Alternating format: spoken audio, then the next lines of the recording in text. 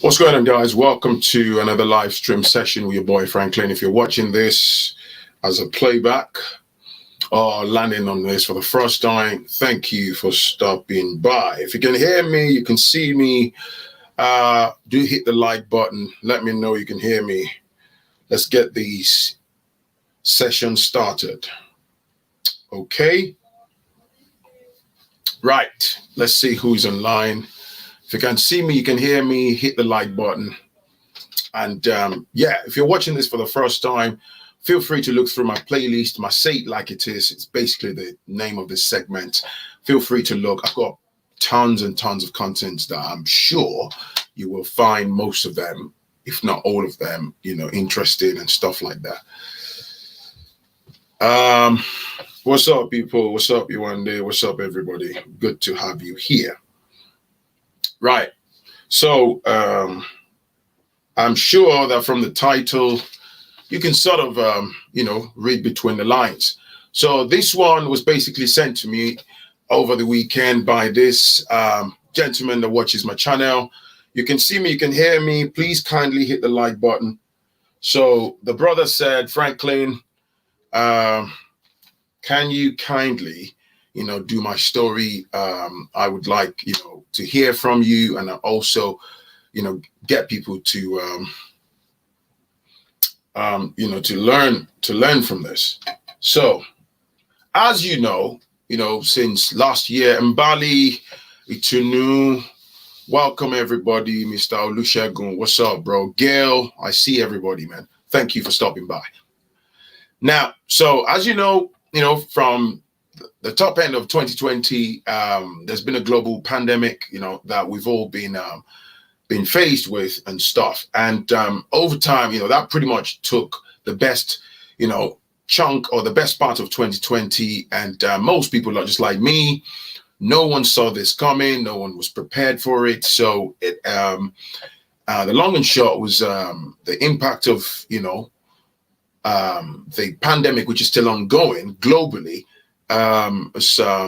It obliterated a lot of jobs, incomes, destabilized people, financially, sabotaged quite a lot of relationships, and pretty much left cracks in people's lives, disorganized quite a lot of things, plans, things like weddings. People had vision boards for like 2020, I'm going to start this business, or like there were individuals or families, couples. I personally know people who had like family run or owned businesses, small business owners and medium scale, big businesses. And a lot of them have been absolutely wiped out, totally destroyed. And even though you would see things like on the mainstream media where there were governmental, support. Of course, people did get whatever help they could, but the fact is the impact of the pandemic, which is still ongoing, has affected, it's got social impact. The list goes on, right? And also one of the major parts for me, the ongoing impact is the, what do you call it now? The impact on both children and adults, mental well-being, family dynamics, people with elderly parents, they're not allowed to go see them. They can't be together under the same roof. They just multi-layers of really complex instructions and rules. And it's like the way you're used to living your daily life or your family life, all of that has just suddenly been absolutely taken off you and disrupted pretty much. So yeah, so these gentlemen, I'm sure you get the gist, and everyone can relate to this. So these gentlemen that sent me this email said he had a good job, and stuff, things were not exactly bad. Then came yes, Deja Vu said more domestic abuse. Of course, I'm going to get to that. That's some of the impact of, than before. You are absolutely right, Deja Vu. You're absolutely right. And that's some of the impact of the lockdown, of course. So do smash the like button, guys. So these gentleman that emailed me said he had a good job, things were going good. Now, he was working, the wife was working, both income combined is what you call the household income, right? So they were making bread, they were fine, they were living what you would regard as their best lives, right? So able to pay their bills, they got a couple of children, and the pandemic, came, and then unfortunately, I think, now watch this, according to the story,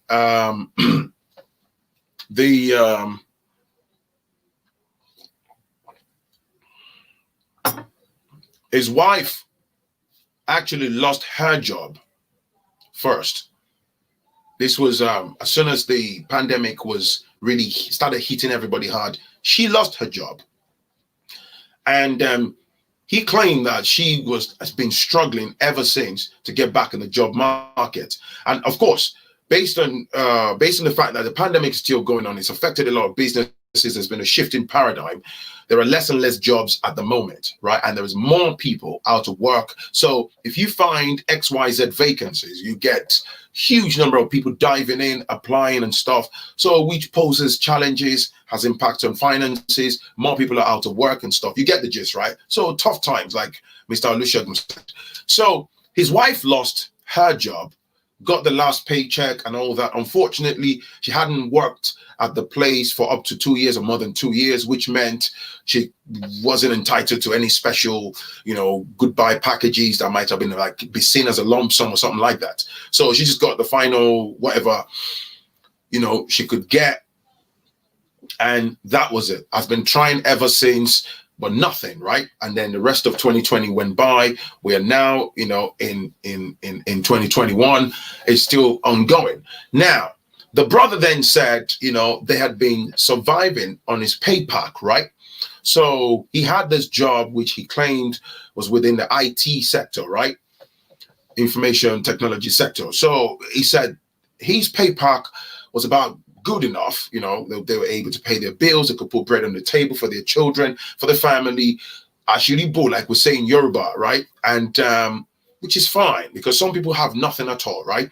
They're reduced to being on state, public funds, on pittances, which brings you down to the bottom end of the spectrum completely.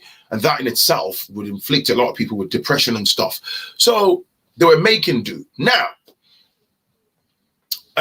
he said, what happened was, prior to the wife losing her job, the mother-in-law was going to come to the UK anyway, to come spend like a bit of time with them, right?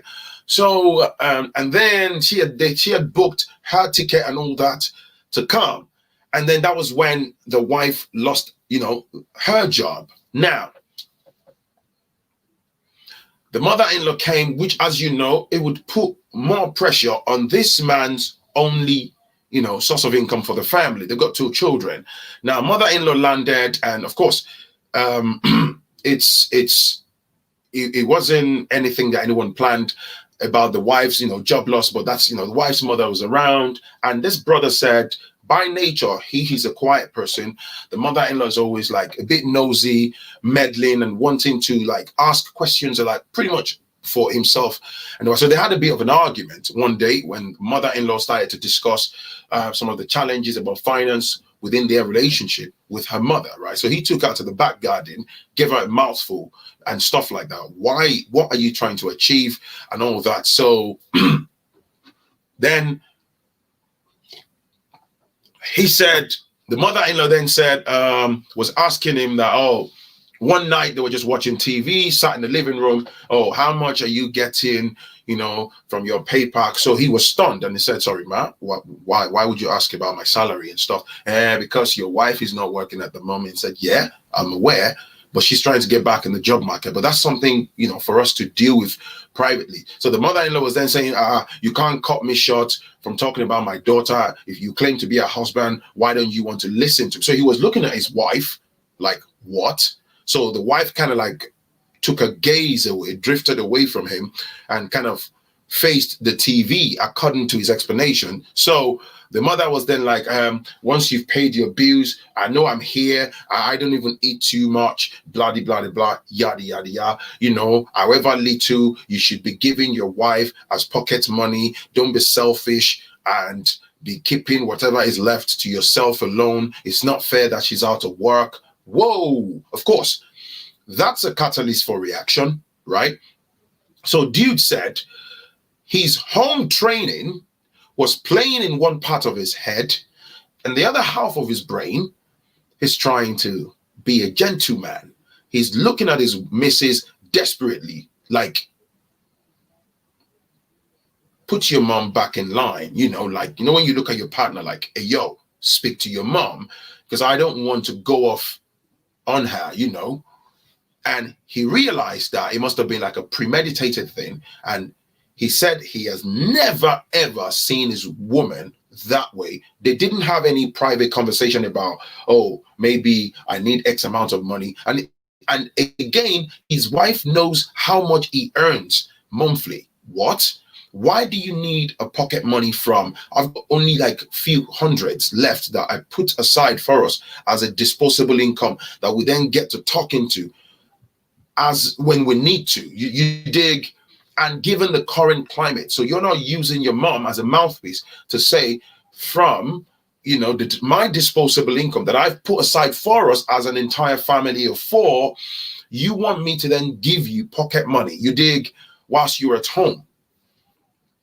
So he said he was looking at his wife, and then the wife would just kind of ignored him. And then he was like, just so you know, I don't want you shouting at my mom. I don't want any problems. You know, she's just saying it as she deems fit, and I don't. Whoa. So, you know, he felt outnumbered. He felt betrayed. And I can imagine emotion was, you know, was going on in his belly like a tumble dryer. So now, carry on. He said that night he went to sleep. He was quiet. The mom and the wife were in the sitting room chatting away, murmuring. He could barely hear them from the bedroom. He wasn't bothered. He put in his earphones. He just went to sleep. And then fast forward to few months, you know, down the line, couple of months, you know, down the line, or maybe 2-3 months, the mother-in-law was still here. For some reason, she couldn't go back. And then, unfortunately for the gentleman, because he said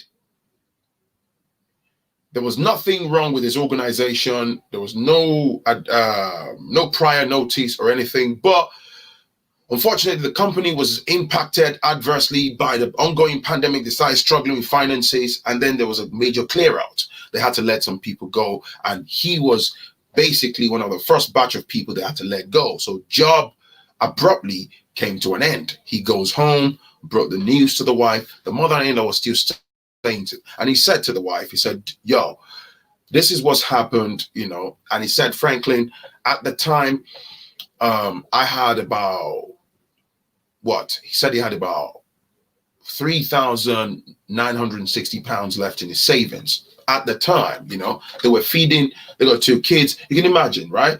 And any sane person would know, you know, depending on what type of salary, one of the number one thing that comes out of the paycheck is your mortgage or your rent. You dig, especially if you're living in the heart of a pretty expensive city like maybe London or something like that, right? So, and it's just this guy bringing home a pay. This is just the reality of life. This doesn't make him less of a man. This doesn't mean is you know, is unable to cater for his family, blah, blah, blah, blah. Anyways, so boom, that happened, right?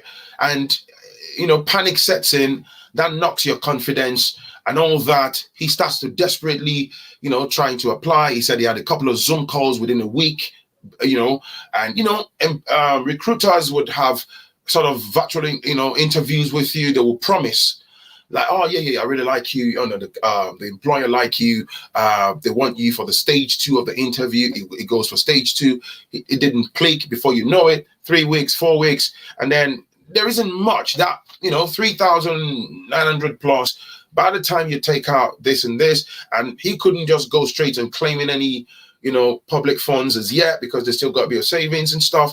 There's blind panic. He had to dip hand. They could only pay, realistically, they could only pay their rent for maybe a couple of months, right? Before they hit the bottom line finally, right? And then suddenly, he said at that time, his wife had really slowed down with her mom being around. There's a lot of poisoning going on in terms of she had changed. The mother had gotten into her head. So all the drive that she had in her months ago in terms of job hunting and stuff, he was always on the neck. Learn the software, upgrade this yourself with the skills. Don't just sit at home. Spend that time to sharpen your skills, which makes sense. So because he was working, he realized that she had leaned back. She wasn't pushing as much as she should be, right? So he said, somebody said, some recruiters are waste men. A lot of the recruiters are waste men. Recruiters are known to be pathological liars. They can lead you on like, oh, there's an employer that really wants you, and it's all a lie, it's a sham. Sometimes they just need you to populate and refresh their database, get your contact, details, and get you on the waiting list for their own gratification and benefit. They're very selfish. Recruiters have zero emotions. So anyways, these, Palava had ongoing situation had exacerbated, tensions and all that. So he said at every point, the mother-in-law was always butting in. She would say, hey, Lagbaja, such and such. So what are you doing in terms of getting, because your wife is there and the children, and I'm sure your wife told me your savings are drying up. I'm not trying to, get between you guys, but I'm just concerned about my daughter. Or more, you can imagine. And then, that basically threw the brother off. Then the lockdown is in place. You can't go anywhere to, normally he could socialize with his friends and at least have a bit of a break, go to the gym. He couldn't go anywhere. And it became, so one day there was a massive argument, himself and the missus. And because he said that it was so bad, lovemaking dried up, just ridiculous arguments over things. She would wake him, a lot of display in front of the mom. The children are hungry, go and give them a bath. And then, are you not supposed to be up to be job hunting now? At the end of the day, now you will say you are the man, and more arguments. And he claims repetitively in the email that he had never known his woman. Like, they would have the odd, trivial argument, little friction here and there, like couples do, and there was never anything lingering. Now, this brother, due to the pandemic, he's been doing his best, getting on Zoom calls and all sorts, applying. The market's quiet. This is the impact of the pandemic. And then this mother-in-law, which is butting in, and then they had a massive argument one night. He was going to throw his wife's mom out. So the wife lashed out and all that. So whilst they were both in their faces, kids crying, man, the mother-in-law snuck into the living room, picked up the cordless phone, rings the police, and then tells the police that her daughter's husband, due to joblessness and his own frustration, he's, threatening her and her daughter with physical violence, and they are worried about their safety. So he didn't know. By the time he heard her talking in the living room, before they rushed there, what? And then the daughter was like, hey, mommy, my mommy, basically, that's Yoruba, right? Mom, oh, you should not call the police. Put down the phone. Don't worry. And so, dude, man, the brother I can imagine, must have turned to a three-headed dragon. You dig? So within the two shakes of a duck's tail, the blue lights was outside. You know, you could see the reflection of the blue lights. The boys in black and white, the coppers, you know, were there. And then knock, knock, knock, knock. Hello, hello. This. They had named this brother. Open the door. The police on the pace. 17. Blah blah blah. Threat to life. This. That the police, put your hands where I can see it. Open the door now. Whoa. Brother opens the door. They barge in. And then boom, dragged him out and said, "What's going on, man?" Mother-in-law said he had a weapon with him. You dig? And then, but because they saw him, he said he was in his boxers, he had no shoes on. And then, so they kind of eased off and they said, "Bro, I did not threaten anybody. Yes, I was having an argument with my wife. This is what couples do. I've never threatened my wife." And then he was calling his wife, and then this guy said, surprisingly, the wife just went quiet, folded her arms and head bopping like that down the corridor.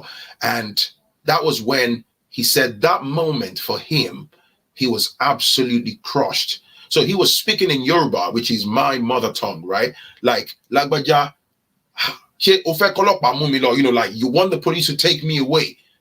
What did I ever do to you? And all that stuff. And she kept quiet like that in the corridor, you know, bopping her head, stared in the other direction. And then the police, of course, took him out. So he said the person that led the team was a female police officer. So she said, "Sir, come with me," took him back inside and said, "Do you want to put on trousers?" Because it was a bit cold. And said, so they took him upstairs. So she was, because they realized that he wasn't violent, he wasn't resisting, he wasn't threatening. So two of them went upstairs with him, one female and one male. And then they took him, "Where's your bedroom?" So he went into his bedroom. He put on a jeans, you know, shirt. They asked him to put on a pair of trainers and a jacket and stuff. So they took him back outside. And so, but they didn't want to keep him outside in the cold and stuff. At this point, what really, you know, I'm not gonna lie to you, man. When I was reading this, what got me emotional was the brother said, "Phrankleen, I'm not gonna lie to you, man. I've always believed myself to be a tough guy." He said, "But I saw my life flash before my eyes. I was confused. I was angry. So I didn't know, man. And I just broke down in tears." And so he said the officers were startled. And so they took him back inside. So they then took him to the kitchen. They matched the mother-in-law upstairs, right? Somebody else was speaking to her upstairs. So they took the children upstairs into the room with the mother-in-law. Somebody else was speaking to his wife in the living room. They closed the door, you know, that divides the kitchen and the living room. And then they were chatting to him. So he gave them the background. So they were asking him that, okay, you know, let's cut out the chase. What led to the outburst? Okay, so he told them, he said, it was the mother-in-law. I'd lost my job, this and this and this. So he was showing them evidences.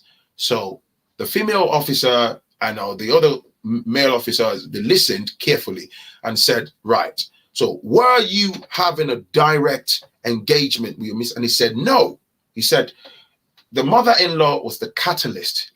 And she was the one that said X, Y, Z, blah, blah, blah. And then my wife was all up in my face. And then we were having an argument. Where were you? I was over there, this and this and this. And then whilst we were arguing, she snuck into the living room and made a call to yourselves. So, but of course, however reasonable in those circumstances, again, the police officers have to put on their safeguarding heart in that circumstance. Allegations been made against this gentleman, right? They got 2 young children in that house. He wasn't under arrest. They have to mitigate the circumstance. So they say to this brother, do you have a place where you can go lay your head tonight? whilst we get to the bottom of things. So this brother said he got further shocked, like, what? I have to leave my house? And they said, no, we're not, kicking you out and stuff, just so that the dust settles, and because they said this and this, blah, blah, blah, blah.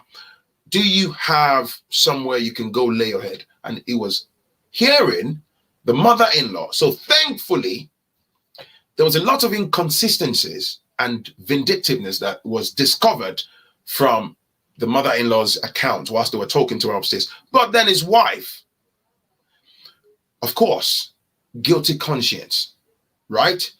I suppose, I'm guessing here, this is Phrankleen, this is my own personal thought process.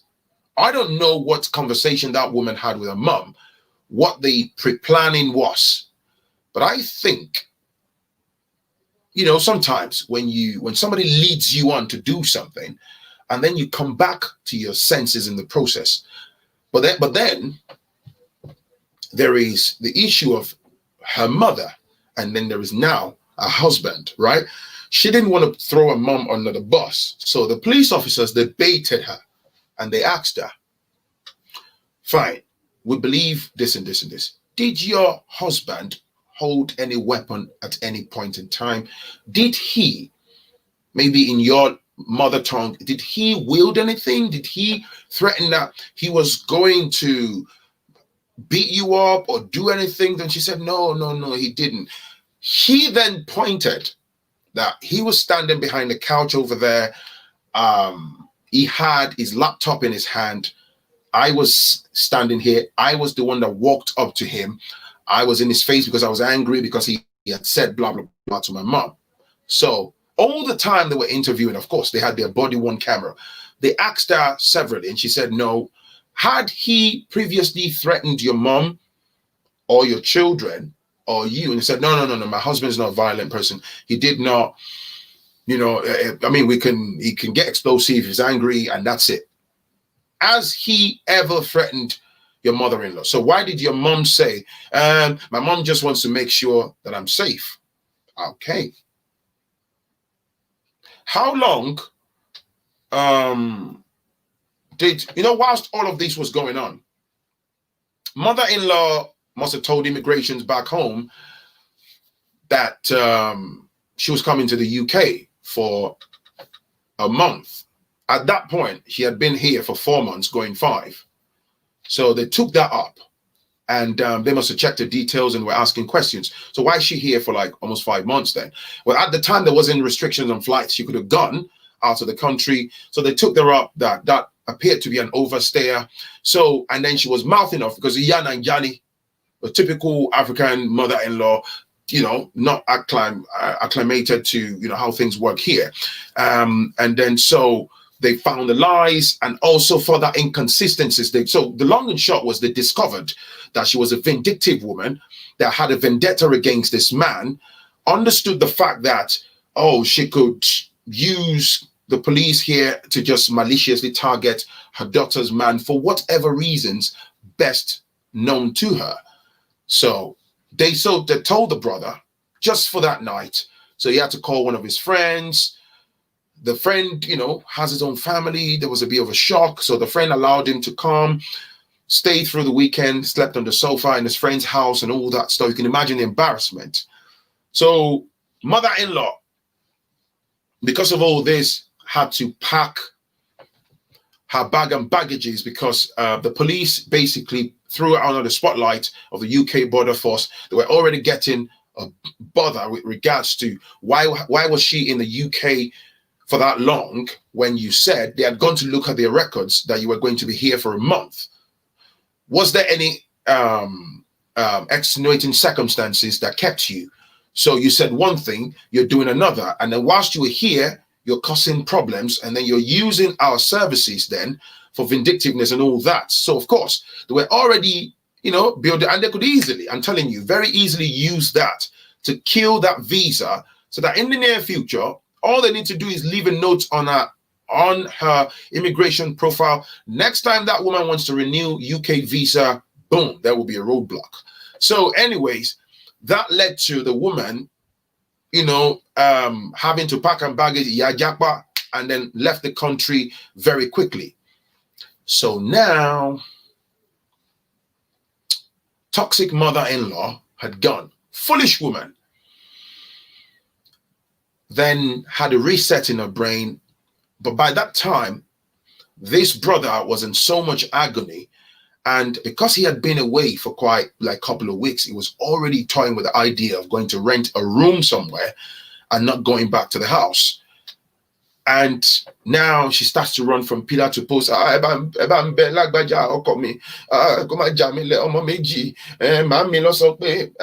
was my mom that said, yeah.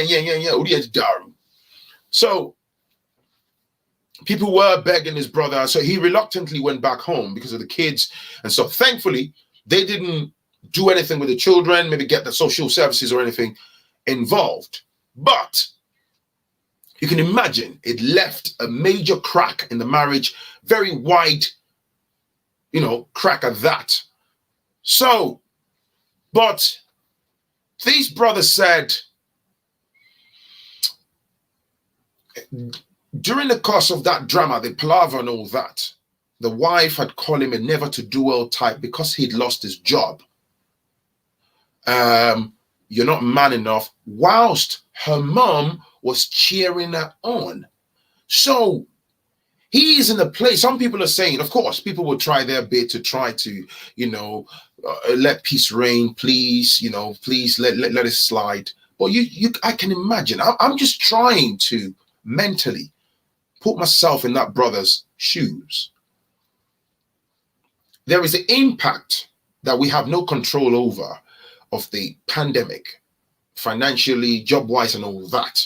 But if you can do that to your partner, because I've heard plethora of stories of some of these women that they become antagonistic and very evil and vindictive towards their men because they've lost their jobs. I remember a gentleman that sent me an email as well some days ago that said he drives taxi. He's a taxi driver here in the UK. Like, that's what he does full time. And he has, he's been doing it and he makes good money. But because of the pandemic, work has dried up a lot because everyone is at home. People are indoors. If you're walking on the road, there's got to be a reason. So this had a major impact. And this guy said his wife has been giving him hell at home because work has dried up. This guy said, Phrankleen, I have gone through my savings and all I'm getting is yap, yap, yap, yap. And I am this close to applying violence. I did my bit. I reply him, please don't apply violence, because the man is at a breaking point mentally. Now, back to this brother's story. So he's still job hunting, He said to me he's on universal credit. They've been forced to do that now. But he said, Phrankleen, I cannot pretend. Emotionally, I'm so damaged. I'm heartbroken. And the wife is running from pillar to post, talking to every external person that she knows in the UK that are living in their own homes. She has not, till date, sat with her husband to say such and such. I'm sorry. You know what? Forgive me. And she's not apologized. So this guy, his mind is sort of evaporated from the confines of this marriage as I see it. Even though he's asking me, what do I think? Now, that's the drama. That's where it is. I don't know where, he's going to, what he's going to do, because the decision, the final decision lies with him. But this is what I think to wrap this up. Look, man, I am thoroughly aware, and it's unfortunate, but I am thoroughly aware that, like I said at the start, the impact of the pandemic, it's not a joke. Thousands, millions have lost their jobs, It's not a joke. It has destabilized a lot of family structures, relationships. And also, one thing that the lockdown has done is, because so many people who are couples who are used to, yes, you are cohabiting, but because of the daily lifestyle, like you wake up early in the morning, you go that way, your wife goes that way, you go look for your daily bread, you converge later at night, you spend minimal time eating, make love, have shower, bang, you're back in bed, somebody leaves early, somebody takes the kids to school and stuff. But now, due to the pandemic, you are now forced to be under the same roof, spending longer hours, the best part of the whole day, together. Now, what these exposes, it's not a crime that you are underneath the same roof, but it exposes the buried defects in a lot of relationship. So when people are not properly bonded, when you really don't know your partner and you're just going through each day as they come, being trapped under the same roof tends to just expose a lot, even in terms of maybe you've never really paid attention to your partner's despicable level of hygiene. But because it's what I love a roof and saying, Okomama yasopara, farting everywhere, and you've never really paid attention to that. That alone is a trigger point. Thank you, Gail. And you've never really paid attention to be a worship man sapata anyhow. And then just the way your wife just spreads her knickers, and perhaps the level of hygiene in terms of keeping the knickers clean, and then it catches your attention. And then you pay attention to that pettiness. And then the knickers that is being spread over your shirt, or they appear to be decolorized from a distance, leads to argument. And you have a pile of plates. You've been asked to help in the kitchen. And then you realize that you are helping to do plates in the morning, in the afternoon, in the evening. Because you are under the same roof now, it's changed the family dynamics. So you realize that 2-3 times a week, you are having to go down the street and go down the local grocery store to do shopping and buy the fruits and get the kids' food ready. Your toxic African culture gets triggered. Then you think because you are under the roof with your wife, she's trying to enslave you, which is a lie. Toxic African culture meets the male ego, if it's the man, and then you decide to entertain the left side of your wife's face with a very high impact, which is unfairly delivered by your palm. Because the wife is not designed to be stupid, in the millionth of a second, she applies a similar type of impact on your the right side of your face. Bang! You didn't see that coming. That gave you a shocking surprise. Your ego takes a further, dent. And then you're trying to then apply further the toxic masculinity now. And then before you know, it's a Royal Rumble.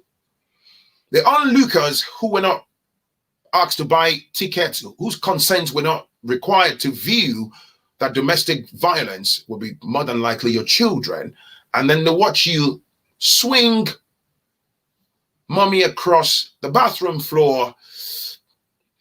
Mommy dashes to the kitchen, gets hold of the blender, and whilst you are dashing after her like the Incredible Hulk, to further entertain her with the center point of your palms, she meets the middle of your face with the blender. Bam! Blood's gushing, right? Kids are wailing, and you're losing your reputation here. You want to prove a point. The neighbors, if you have a thin wall, the neighbors' ears are glued to the wall. There's a trigger point that DV is going on next door. They help put the Royal Rumble to an end. They invite the boys in black and white.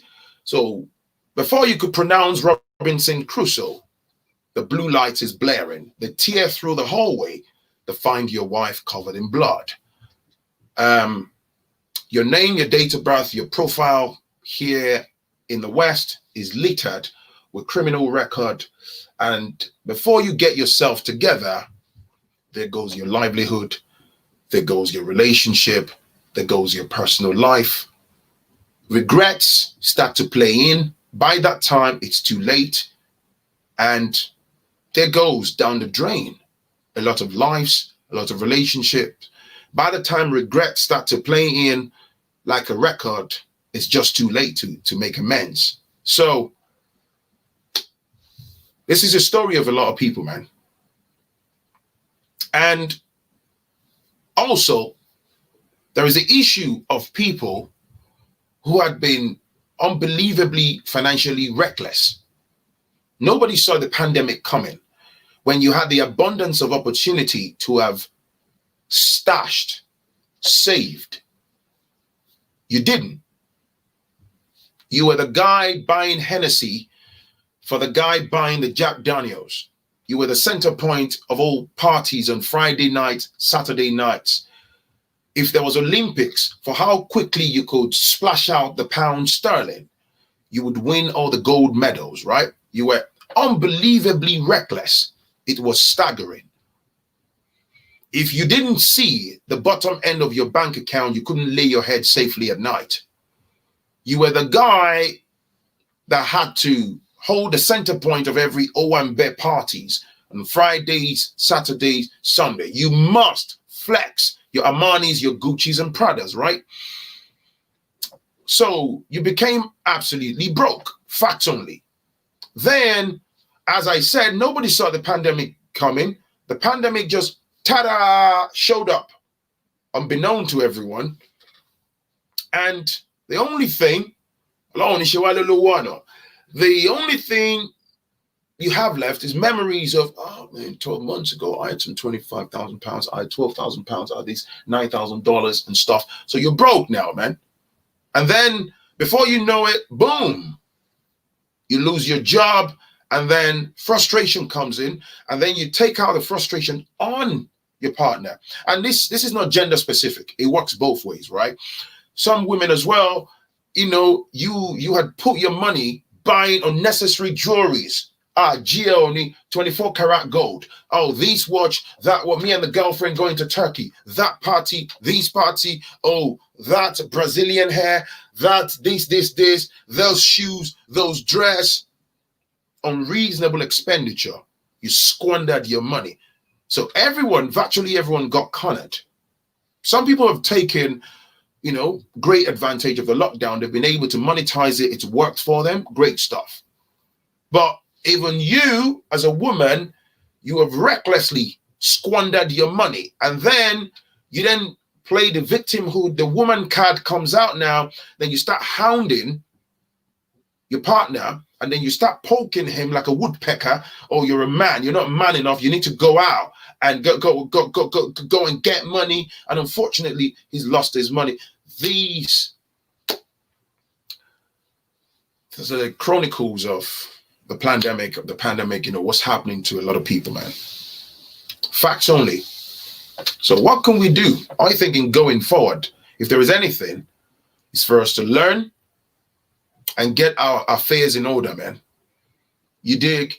For those of you, I'm going to flesh out something from that brother's story. For those of you that still, this is what I've said it 1,000,001 times, that still, you think you can be in a relationship with someone and leave the door open for an unrequired access for your mom and dad,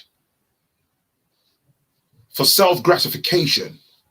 It never ends well. It never. You open the door to floodgate of just toxicity, marital sabotage. Because these parents, 99.999%, these family members, they will turn out very selfish, vindictive. They claim that they're doing it because they love you. No, they become antagonistic. Because your partner suddenly feels violated, they feel outnumbered, they feel disrespected. When your moms come, start to mouth off, this is what happens. You know, and look, let me say this before I forget, man. Look, let me tell you, man. It happens to everyone.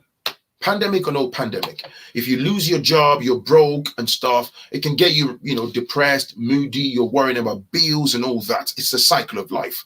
But if you're with someone that you know that this person is sound, you know that they are not the never to do well type. You know that your man is not the type of dude that rests his balls on the couch, that just wants to pound you to dust all day long, that's just hunting for sugar walls and making mountain of babies, and he's not a go-getter and stuff, but he's just a victim of circumstance. Where is your empathy? So you actually think that reducing them to emotional blackmail or abuse would give birth to what exactly? Some of you people, male and female, you absolutely lack the ability to effectively communicate. Mami, because Shella Wemo, go mo jesile, uri eti daru. Tell him on me now. Ishati bolo wo lumite, mami, want to go Shella way, I want biscuits down mommy like Ali Ramo. Who the bloody hell is your mum within the confines of that relationship, though? Why? This is what I personally don't understand.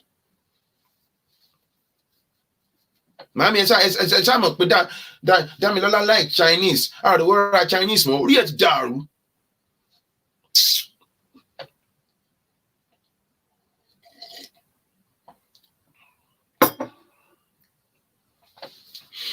I understand, man. For the most part, this thing has had a lot of impact on people's, mental well-being. It's, mental well-being right now. People are struggling, man, and it's heartbreaking. It's devastating. But I don't get the idea of you just unfairly inviting toxicity into your life. Why do you do that? Let me tell you, man, I'm going to close shop on this. I'll drop the shutters on this. I'm of the opinion that any relationship, and I stand to be corrected, but this is my own opinion, the true test of any relationship at the hard times, the lowest point of that relationship is where the true test of that relationship is. It's absolutely easy. Nobody's asking you that because of tests, go and get with somebody who's a broke ass, right? Who's broke. That's not what we're saying. But let's say the going was good, and then suddenly there was a downturn of events. Suddenly there was a job loss. Suddenly you're having to scrape the bottom of the barrel to survive. Life happens. That's where the true test of your so-called loyalty, that's where it lies. I don't care what anyone says, because you know what, man? You've got a fat bank account. You got £500 a day coming in from your job as a project manager or a business analyst. You're on £600 a day. You're on £800 a day. You live in Kent. You drive a Range Rover. You drive a Mercedes. I'm not saying those things are exactly bad, but what I'm saying is, when you have just about everything, it's very easy for the trueness of your partner to be hidden in the midst of all of the colorfulness, the enjoyment. Believe me, it's very easy. Hey, baby, let's go to Dubai for a week. Yeah, we're flying Emirates. We fly business class. Somebody said, Kenty, you know me. I love Kent, man. There's so many Kent people online, like Phrankleen.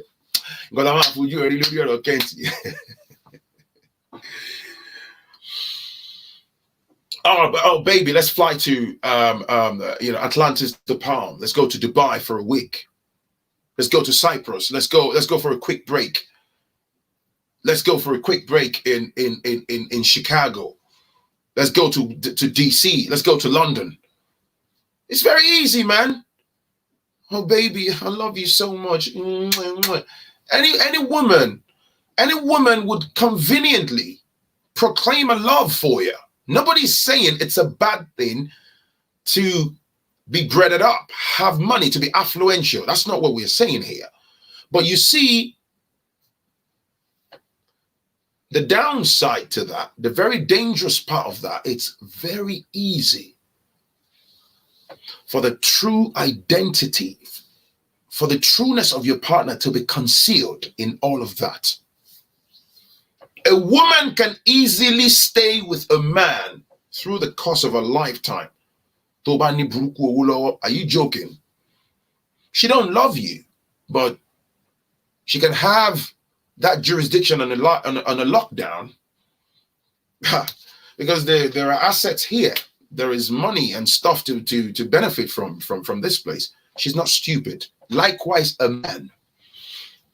If I'm with a woman who has a good job, who has a business, she's from a family where they got papers. Maybe she's got excessive amount of roles, or she's just crap in bed. We'll manage. She has a terrible level of hygiene. We'll manage. I'll be getting the action outside. We'll manage. You know why? Do you know what the driving force is? I'll be lying to her. I'll be telling her everything she needs to hear. The driving force is the monetary gain. Maybe she comes from a very affluential family, and suddenly dad passes away. They read the will, and then she's entitled to some 80 million naira worth of money in the bank, land, properties. Of course, because I'm selfish and I've got an agenda. I'll pretend. So what I'm saying is, whilst everyone is clamoring for a nice lifestyle, you get me, it also comes with a baggage of danger. It's very dangerous because people pretend, man. But when you hit the rock bottom, it's the same thing with friends and families around you. That's when you know, and at the lowest point of my life, and I'm saying this is Phrankleen, this is me personally. I've been through hell in this country, particularly dealing with injustice through the legal system. I'm still dealing with that, actually. In the last few years or more, it's solidified my relationship with my wife. There's no perfect person, but we found friendship, man. You don't understand, man. You want to talk about seeing the bottom of your bank account, being broke? I've been there, man. I'm not going to lie, say it like it is, right? I'll give it to you raw so you don't think things are scripted around here. Fam, broke as hell. Broke. We ain't got no money. Like my wife got a couple of tens or less than 100 on a credit card, and that's what we had to rely on to buy, a couple of things from Lee Duke. Buy a pack of 10. Victoria, man, girl, I love you to the moon and back, man. Victoria, you give Victoria £1, Victoria will make 20 pounds out of it, man. Yeah. I'm on me too sure. I'm telling you, man, I'm emotional, man. I don't know why yeah. So I know exactly what I'm saying, man. We'll go to Lidl, we'll buy a rack of chicken drumsticks. And I'm standing there like, hey, yo, what are we going to cook with this? Get rice, get boiled egg. We'll do gel now. It's a lovely fried stew. We'll sit down and we enjoy. You see, you know what? It's bad to be broke. I think we can all agree on that. You don't need Phrankleen to tell you that. It's bad to be broke. Oh man, it's bad. But you know what? It's It's one of my favorite times in life. Believe me, man, because it exposed me to a phase of life that I probably wouldn't have been aware of. Friends, Sha. Are you joking? Go sort of anywhere, there's no friends. Friends. Even family members will turn their backs on you. What are you saying? That's why I laugh at some people, you know. That's the driving force of me having this platform. Friends. Friends.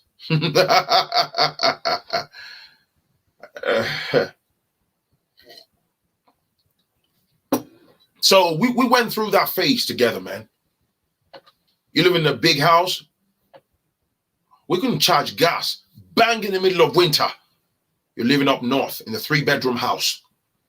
We didn't have money to put on gas. We had this little heater, right? That we would plug. We'll snuggle on, put socks on, and my woman don't. The thing about her is, it's like she's almost cheap to run. She don't make a fuss. We'll just make do, me and her.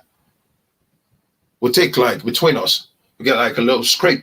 Her credit card, when at the time it was just scraped together. Fam, I lost everything. I lost thousands of pounds chasing justice. I'm still got those matters in court, fighting against injustice. You know, I'm the family warrior. I'm the guy. You get me? So, man, you don't understand. As a man, you lose 5 figures in savings. Oh, God, no frauds or nothing or no dodginess. Lost everything. Lost every goddamn thing. I hit the rock bottom. Boom! Sold my car. Everything gone. Aha. Because we were ring-fenced by UK corruption in the justice system. You think it's a joke? And then we got to take care of our children too. So my emphasis, forget about me, I'm just a bit gone into my personal affairs there. My emphasis is, at that lowest point of my life,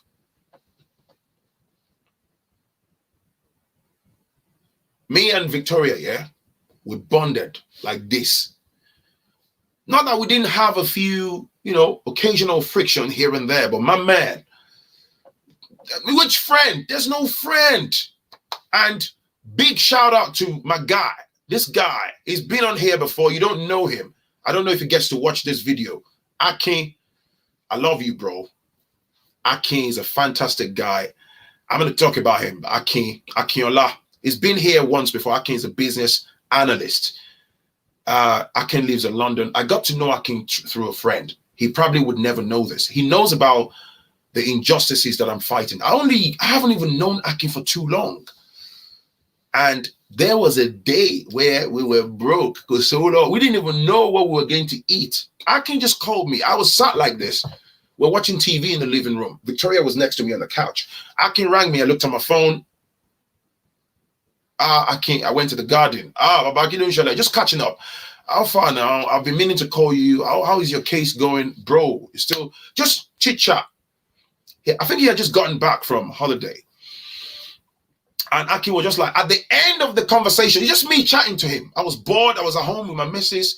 At the end of the conversation, dude just said, hey, bro, text me your bank account. So I was like, okay, cool. Cheers, bro. So I texted him my bank account, right? So I go into the living room. So I told my wife, so, Akin, my friend, He said I should text him his bank. So my missus was just looking at me like, okay. So we sat down watching TV. 20 minutes later, I looked into my bank account. I'm not lying, man. He doesn't watch me all the time, but I know he watches. He's a busy guy. He has his life. Akin lives in Essex.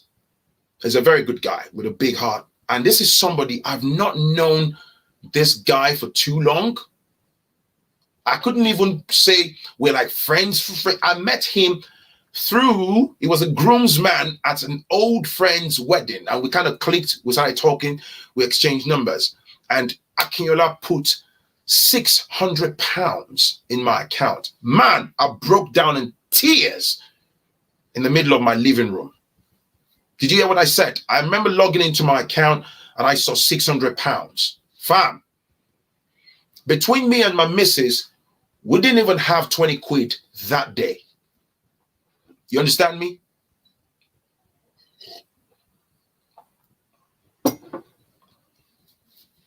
And sometimes some of your own kind, your own family, the people that you regard as friends, and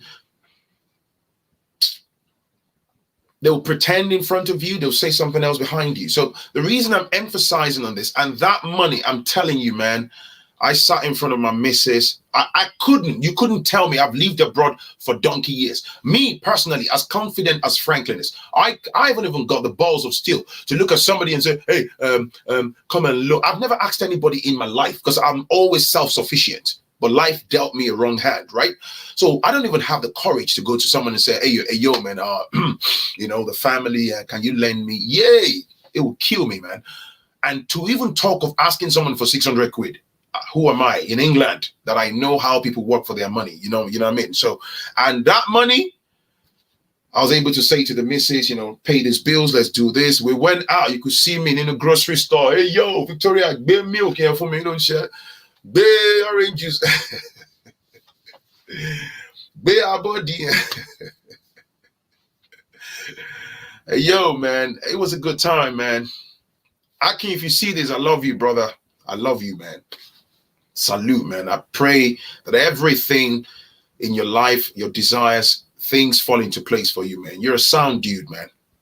Believe me. It's not really about how big the money is. Somebody could give you £20 out of the abundance of their heart. But for me, it's the mind. You dig? I don't feel entitled to £600. Ni Louis. Come on, man. But I'm just emphasizing about through those ugly phases, the bond between me and my missus became really strong. So I don't even see Victoria. Yes, you know, like the society label, Victoria is like my best friend, Badimino. Where we are right now, Badimi. Yeah, we don't get me wrong, we have our imperfections. Everybody does. But fam, we're buddies, man. You dig? We're not perfect, but I understand and I love the imperfection we handle ourselves. You dig? That's just life. So look for friendship, man. Look for friendship. Yeah, man. Akin's a sound guy, man. I love him, man. I hope he sees this video. Akinola, he's a good guy. He's a good guy. Yeah, so that's my story. It's true rough times, and that's why some of you women, let me close on this. I've said it twice, I'm going to close shop, but of course I hijack the rest of this with my own story. Maybe somebody will learn something. Let me tell you this, man. Some women, of course, women are designed like that, and no disrespect, this is not a disparaging comment. You know, you see a guy, oh, lower gun, he's got money, he's got 3 Range Rovers, yeah, your eyeballs stick out of your head. So thank you for the super chat, appreciate you, man. So let me tell you, man, I'm not saying don't be attracted to a guy that's doing well, but you turn blind eyes to the character. You get moist. You throw them legs, one to Russia, the other one to North Korea. Before you blink your eyes, you boom, boom, boom. Then the reality, the veil comes off. The reality kicks in front. It's too late then. Before you know, you already got 2-3 kids. You're sat with a man, but because he's driving you around in the latest BMW, right? Because he's buying you Gucci bag, you'd go on holiday with him to Nigeria or to Ghana, he slaps a waitress that's maybe earning $10 a month in an animalistic way. Bang! All because the bottle of drink wasn't cold enough. Oh, baby, leave her alone. That right there is a blueprint of what the hell is going to happen to you in the confines of that relationship. Oh, man, not yet. But because you're too greedy to see, you will sit there, you will hold on to the man, And then when the reality kicks in, you start running from pillar to post, you run to MFM, you run to YYY, you start looking for God, your son. It's too late. This is what I'm telling you about the lockdown. The lockdown took the veil off the faces of a lot of people. A lot of people thought they knew their partners. So being trapped in an enclosure 20 hours a day, 19, 20 hours a day, nearly 24 hours a day, being under the same roof, you start to see, but you're seeing them now. So the things you never paid attention to, you're seeing it. Because the pandemic has forced all of us together under the same roof now. Thank you, Ilsane. No, thank you. Thank you. I appreciate you. Thank you. This is what people are dealing with. But my final statements is I hope and pray that you know, if you have a shaky or rocky relationship, I hope you find a means to resolve it. Even the government have a data, like here in the UK, that the pandemic, in the course of this pandemic, there's been skyrocketed cases of domestic violence, you know, financial job losses, a lot of problems.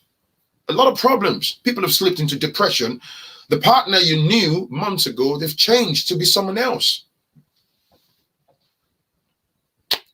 That's me done, man. Thank you for the super chat. Listen, if you haven't, before I forget, follow me on Instagram. You at Phrankleen, just the way my name is spelled on my channel here. Follow me on Instagram if you have an Instagram account. Some of you, I know you don't. Follow me on Instagram, all right? Of course, Bosso said divorce lawyers are getting paid. And for the ones that don't even have assets, there's no divorce lawyers. People, wow, Phrankleen, you're giving me a different perspective on the lockdown as it pertains. Of course, man. Wow, D's, thank you. Thank you. DS, thank you for the super chat. I appreciate you, man. Thank you. So, you know, if you want to send me your stories, send it to foodchannel1960@gmail.com. Look in my description below. My parting note is communication is king. Communication. If your wife is out of work, I'm talking to men right now, or you are out of work, please, I say it respectfully, okay? I'm not a perfect human being. Don't take it out on your woman and kids. And if you are a man, you're watching this, if you were blessed with a good woman, that woman is at home. She don't mind if you have just 10 pounds in your pocket, but you still manage to behave like a twat. I hope your brain hits a reset, because you don't deserve that type of woman.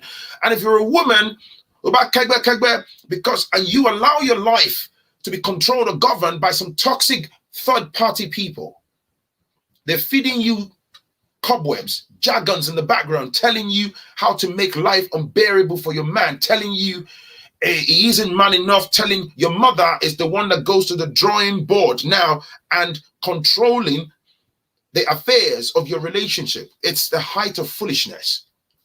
Because I want you to just do me a favor, stop in your tracks and ask yourself this honest question. Stand in front of a mirror if you have to. What exactly are you looking to get from this? Oh, you're enjoying the buzz. You're enjoying the buzz, you know, at the moment, right? You're enjoying the buzz. But have you thought long term the adverse impact on that relationship, on that person that you are subjecting to emotional abuse? Because mommy me so pe daddy me ni ko wa share kun share. Tori e di daru. But bad idea now. That means suppose share more current. Oh, is that right?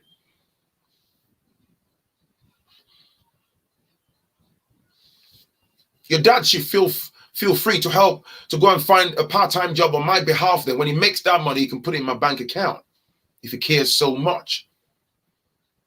All of these extended family, 9 out of 10 times, they sabotage, man. Now, that's not to say if you have some people with genuine intention and they realize you've gone off tangent, that you're genuinely being unreasonable, that you can't listen or shouldn't listen to people. Nobody's an epitome of knowledge. But for the most part, deal with your business within the confines of wherever you are, man. All the people that always have things to say, when your partner ends up on the pavement, when you abruptly become a single mom due to your own foolishness, let me tell you something. You are on your own. They are the same people that led you to the point of kicking out your man will be the same people that will make mockery of you and say, oh, here you go, a single mom with 3 children. She kicked her husband. And they'll be the one like, hello, my friend. I'm busy. I feel prayer. I'm spending quality time with my husband. Like, oh, yo, stay over there with your junk. The same people that led you on.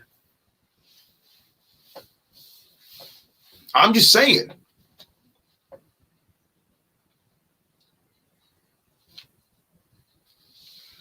Mommy Femi, mo fẹ́ káwọn ọmọ yín wá kí sinle. Now they see you as toxic. They don't want you to come. Stay over there, though. Stay with your baggage. Don't come here. They are the ones that led you on, though. Don't forget. It's just common sense, man. What's up, common sense sisters? I see you. That's me done. Thank you very much. It's your boy, Phrankleen. Thank you for the super chat. Thank you for the like. Don't forget to share the video and send me your stories, man. I keep clamoring for that. All right. And I, Phrankleen, will definitely catch you, every single one of you, in the very next one. All right. Peace and love to you. I'm off to do some nice cooking, some stockfish and ewedu soup. All right. Catch you later. Bye now.